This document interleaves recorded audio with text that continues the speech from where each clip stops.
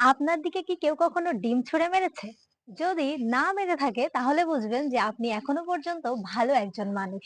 আর যাদের দিকে ডিম ছুঁড়ে মারা হয় তারা অবশ্যই বুঝতেই পারছেন কোন প্রকৃতির মানুষ। হ্যাঁ বন্ধুরা, আজকে আমি জানাবো যে কেন মানুষের মুখে প্রতিবাদের একটা প্রতীক হিসেবে ডিম ছুঁড়ে মারা হয়। তো ডিম খাবার টেবিলের প্রতিদিনের একটা সাধারণ খাবার।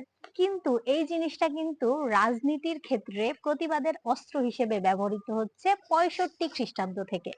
৬৫ খ্রিস্টাব্দে রোমান ভিসুভিয়াস নামক একজন শাসকের শাসনামলে ১ম তার বিভিন্ন নীতিতে ক্ষুব্ধ হয়ে তার যে প্রজারা তারা হচ্ছে শালগম ছুঁড়ে মারে। তো শালগম ছোড়ার পরে আস্তে, আস্তে শালগম যেহেতু একটু ভারী ছিল এবং এটা ফেটেও পড়তো না, আস্তে, আস্তে ১৮০০ খ্রিস্টাব্দের দিকে ইংল্যান্ডে টমেটো ছুঁড়ে মারার একটা প্রচলন শুরু হয়। তো টমেটো ছুঁড়ে মারার একটা কারণ হিসেবে ব্যাখ্যা করা হয় যে টমেটো হালকা এবং এটা খুব সহজেই ফেটে গিয়ে মুখের একটা বিশ্রী অবস্থার তৈরি করে।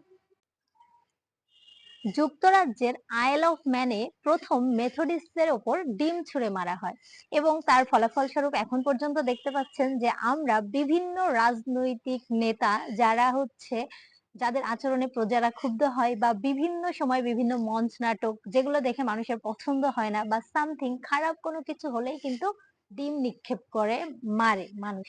তো আপনারা অবশ্যই সতর্ক থাকবেন যে যেন আপনারা এমন কোনো কাজ করবেন না যাতে কেউ আপনাদের উপর ডিম ছুঁড়ে মারে। ঠিক আছে? আর যদি আমার ভিডিওটা ভালো লেগে থাকে এমন ইউনিক তথ্য পাওয়ার জন্য অবশ্যই আমার টিকটকে ফলো দিবেন এবং কমেন্ট করবেন। আর যদি কারো সাথে শেয়ার করা থাকে অবশ্যই শেয়ার করে দিবেন। টাটা।